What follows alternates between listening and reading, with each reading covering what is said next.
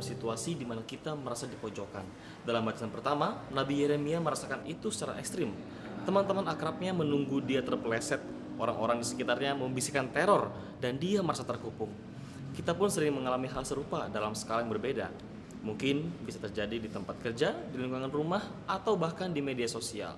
Kita merasakan betapa mudahnya orang melemparkan batu penghakiman kepada kita karena kita berusaha melakukan apa yang benar. Dalam Injil esok hari, kita melihat Yesus menghadapi situasi yang lebih berat. Orang-orang Yahudi mengambil batu untuk menyiksanya. Mereka menuduhnya menghujat Allah. Namun, perhatikan respon Yesus. Dia tidak membalas dengan kemarahan yang meledak-ledak. Dia justru mengajak mereka dan juga kita sekarang untuk melihat realitas yang lebih dalam. Yesus bertanya, "Banyak pekerjaan baik yang berasal dari Bapakku yang kuperlihatkan kepadamu. Pekerjaan manakah di antaranya yang menyebabkan kamu mau menyentuh aku dengan batu?" Di sini kita diingatkan akan satu kebenaran pahit. Dunia seringkali tidak tahan melihat kebaikan yang murni dan tulus. Kebaikan Kristus dianggap sebagai ancaman karena kebaikan itu membongkar kepalsuan dan kenyamanan ego kita. Kita sering terjebak dalam kecenderungan untuk membalas batu dengan batu. Kita ingin membalas fitnah dengan fitnah atau kebencian dengan kebencian. Namun, Yesus mengajarkan kita untuk membalasnya dengan karya baik. Dalam seruan apostolik Gaudete et Exsultate, Paus Fransiskus menekankan bahwa kekudusan itu bukan soal teori yang mengawang-awang, tapi soal bagaimana kita bersikap di tengah cobaan dan penganiayaan.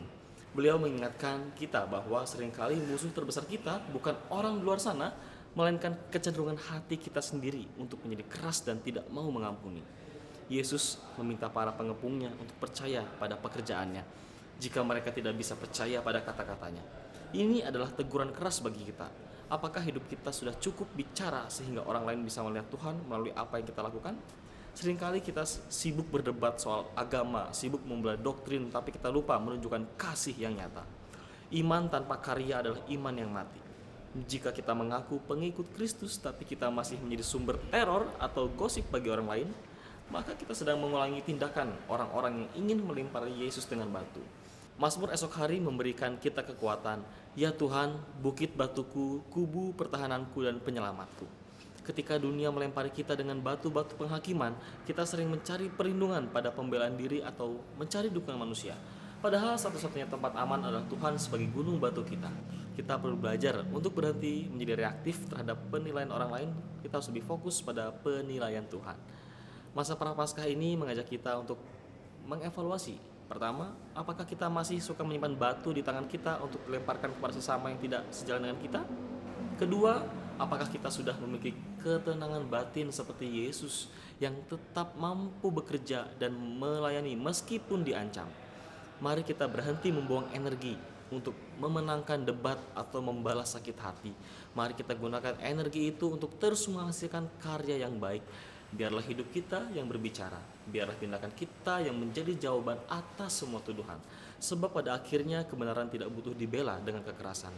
Kebenaran hanya butuh disaksikan melalui konsistensi hidup kita setiap hari. Tuhan adalah benteng yang tidak tergoyahkan.